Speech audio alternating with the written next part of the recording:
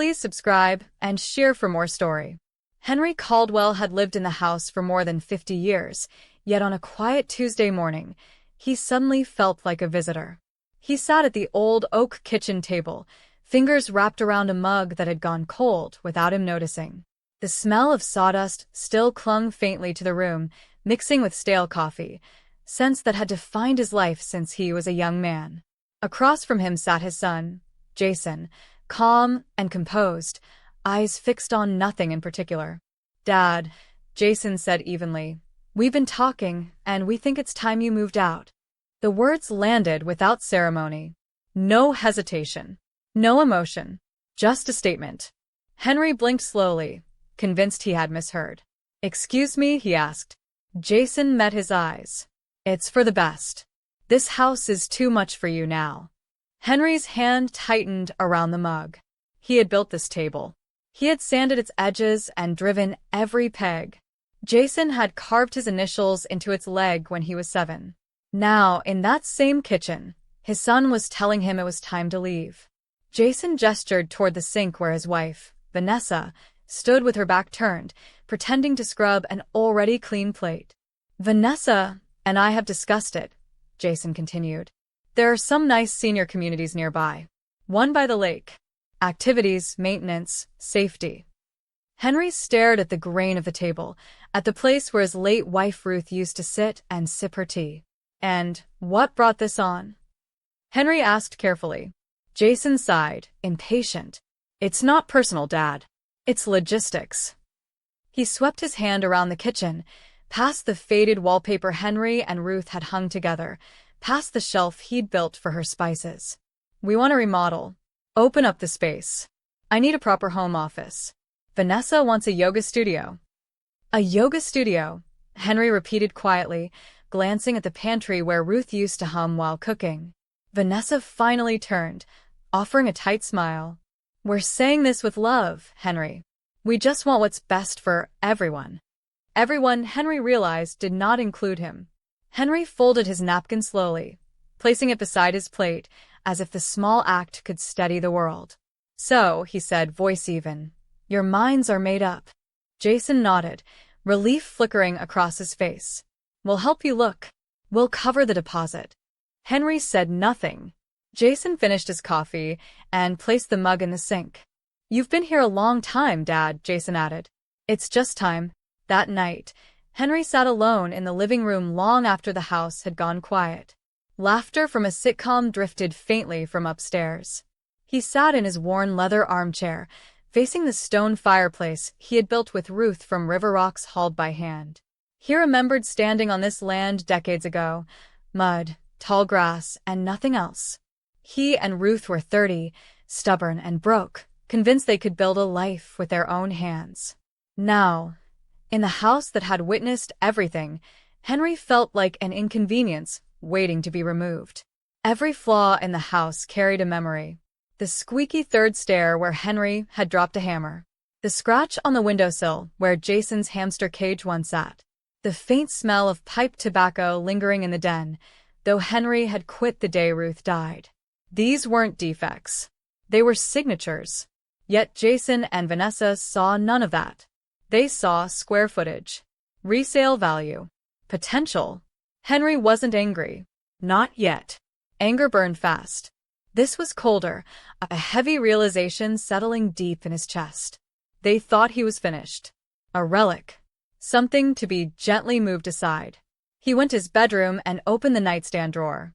Beneath old documents and Ruth's reading glasses lay a small metal lockbox.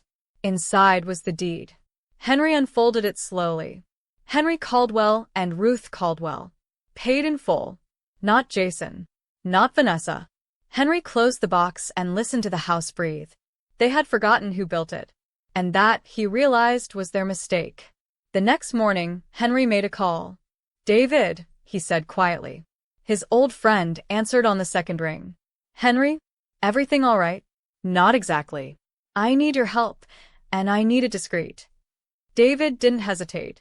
"I'm listening. I want to sell the house." Silence followed, then a careful breath. "Are you sure?" "I'm sure," Henry replied. "But no signs." No listings. Private sale only. David understood immediately.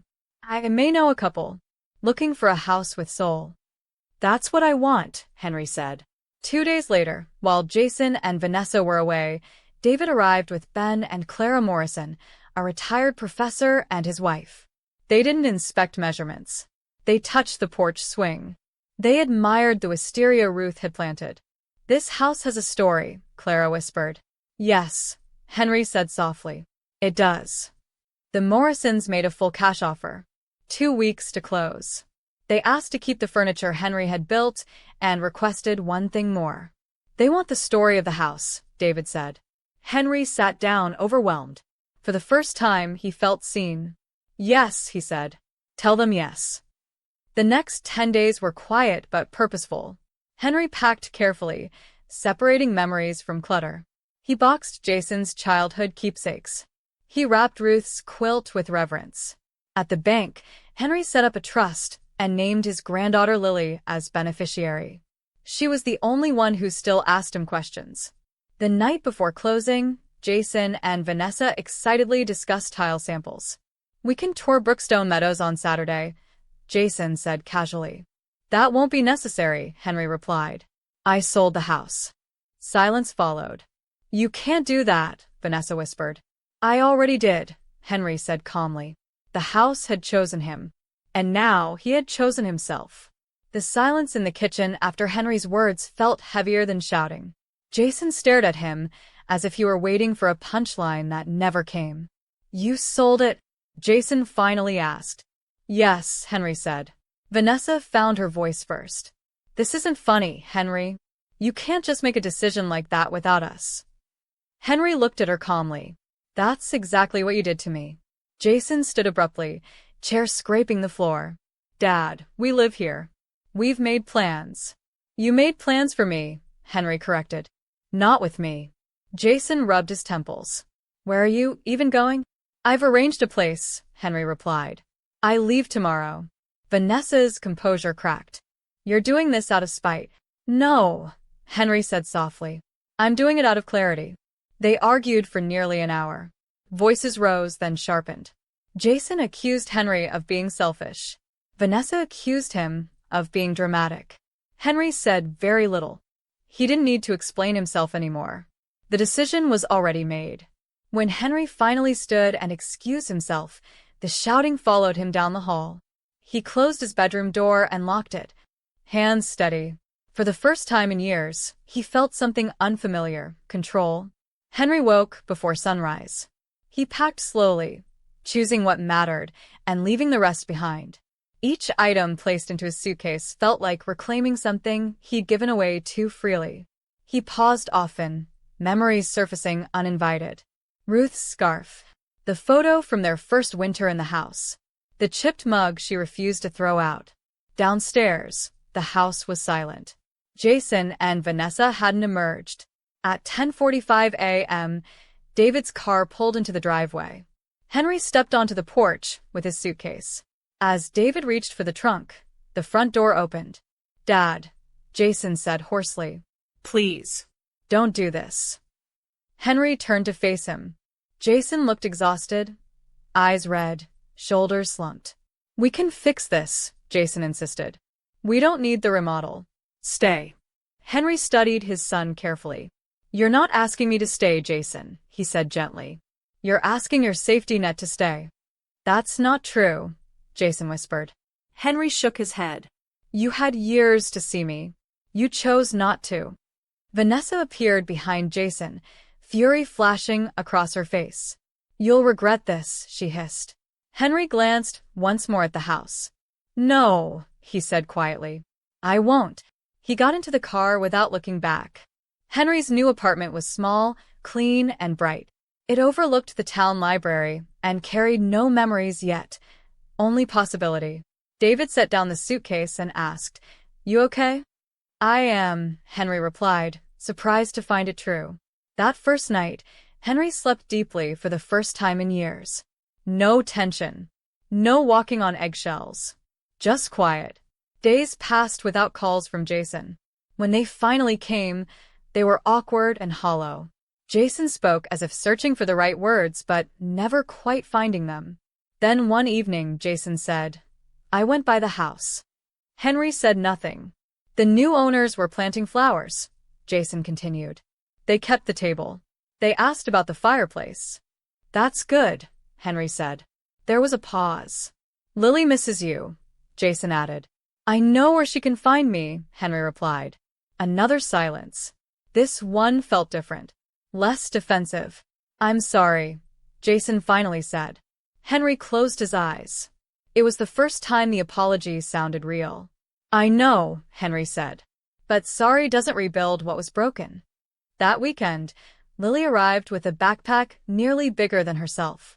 She ran into the apartment and hugged Henry's legs so hard he laughed. "It smells new," she said.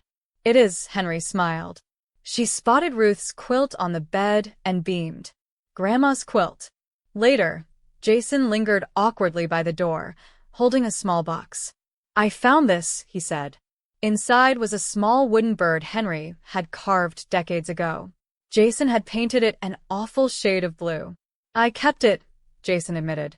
"I just forgot where." Henry took the box carefully. "Thank you." Jason looked up. The arrogance was gone. The entitlement too.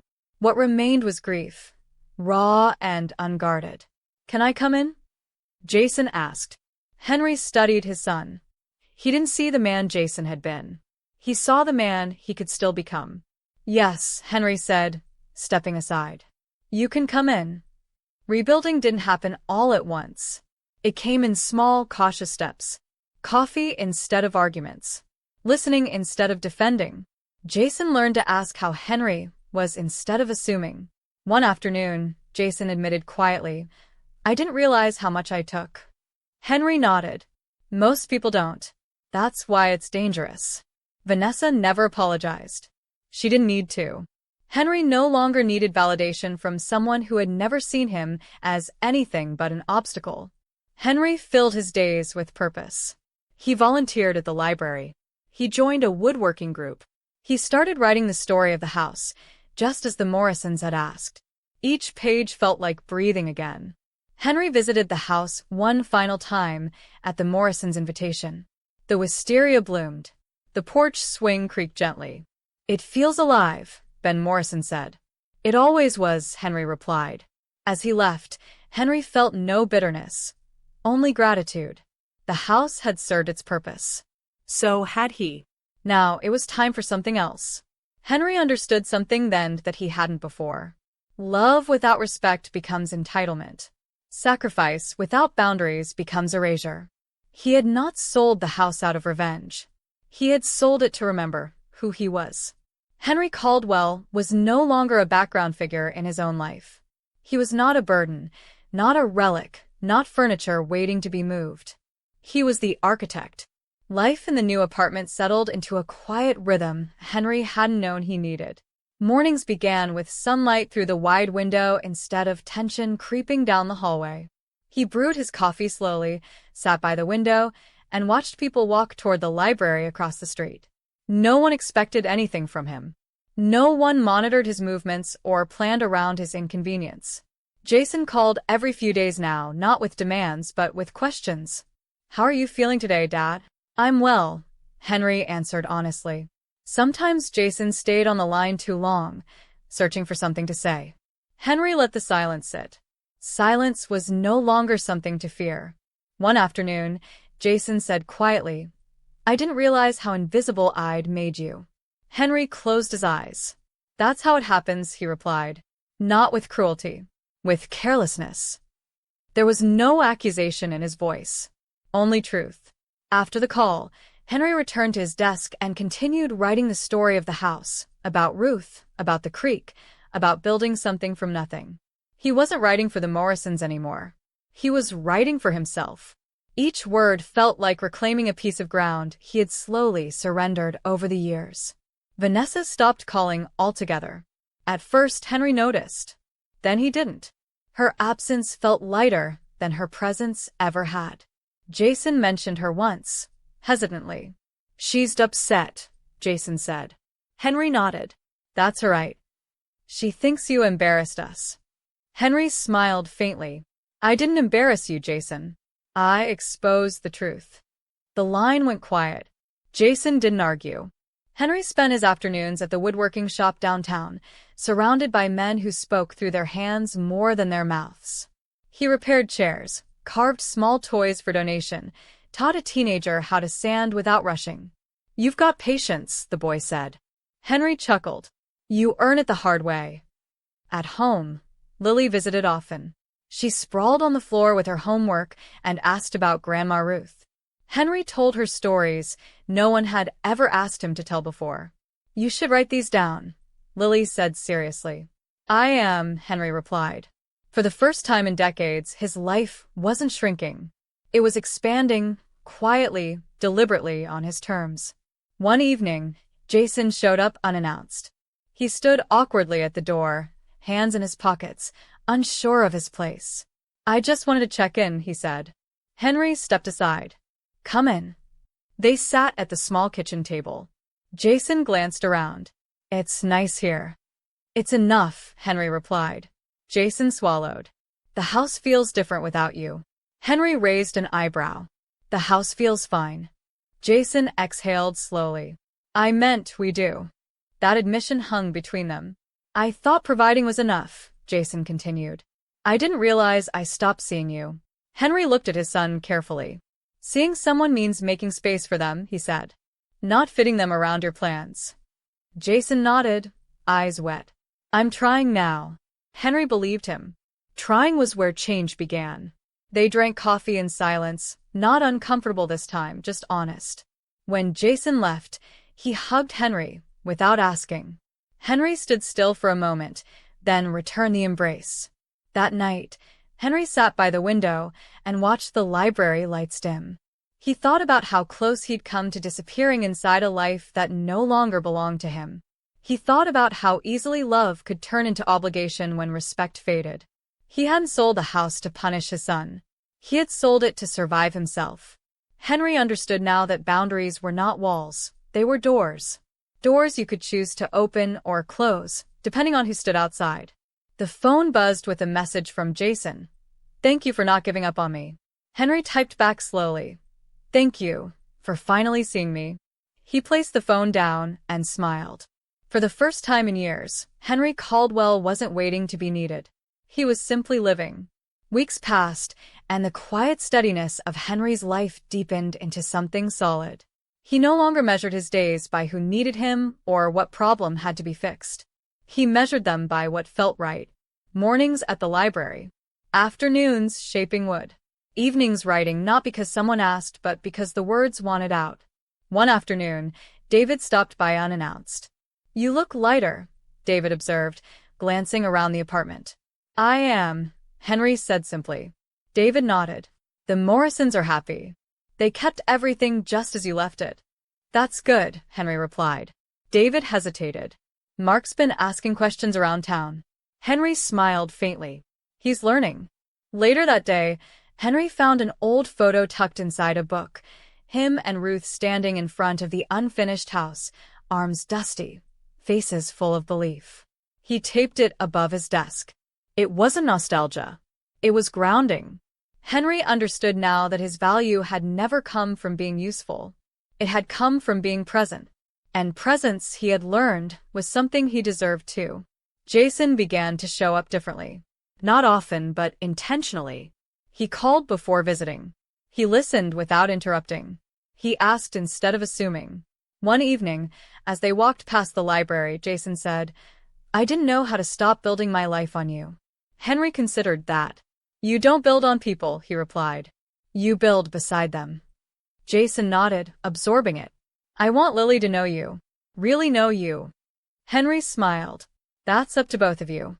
They sat on a bench as the sun dipped low. Jason stared at the ground. I thought success meant control, he admitted. Turns out, it just made me blind. Henry placed a hand on his son's shoulder. Awareness comes late for most men, he said. What matters is what you do once it arrives. Jason exhaled, steadying himself. I'm trying to do better. I see that, Henry said and meant it. For the first time, Their relationship wasn't built on obligation. It was built on choice. Vanessa remained distant, and Henry no longer chased reconciliation. Peace did not require agreement. It required acceptance. Jason learned to navigate that truth on his own. One Saturday, Lily helped Henry sand a small wooden box. "What's this for?" she asked. "For you," Henry replied. She beamed. "Really? Really?" They worked quietly, sunlight spilling across the floor.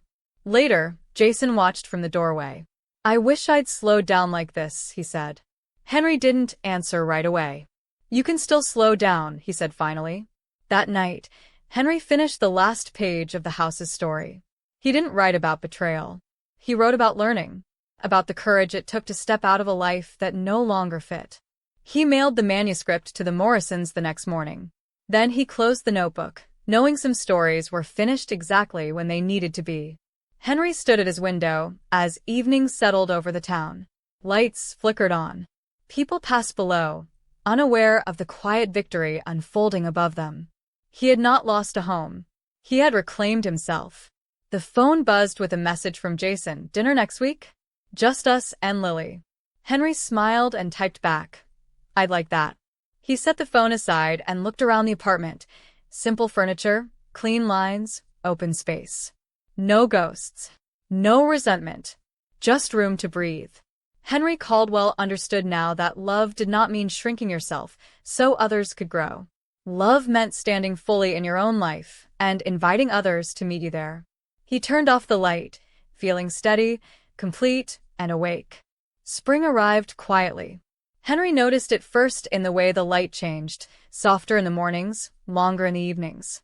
He walked more, lingered longer at the library, and found himself smiling without thinking about it. Life had slowed, but it had also widened. Jason kept his word. Dinners became a routine, not a performance.